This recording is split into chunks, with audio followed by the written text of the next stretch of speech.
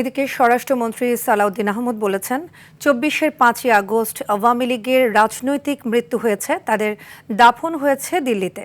তারা আর বাংলাদেশে রাজনীতি করতে পারবে না। শিগগিরই দল হিসেবে আওয়ামী লীগের বিচার হবে। দুপুরে রাজধানীতে জুলাই আন্দোলনে নিহতদের স্মরণ সভায় বিশেষ অতিথির বক্তব্যে তিনি এসব কথা বলেন। মন্ত্রী অভিযোগ করেন, বিদেশে বসে আওয়ামী লীগের নেতারা এখন উস্কানি দিচ্ছেন। জুলাইয়ের প্রশ্নে সবাইকে ঐক্যবদ্ধ থাকার আহ্বান জানান তিনি। আওয়ামী লীগের রাজনৈতিকভাবে নিপাত হয়েছে, নির্মূল হয়েছে, দাফন হয়ে গেছে দিল্লিতে।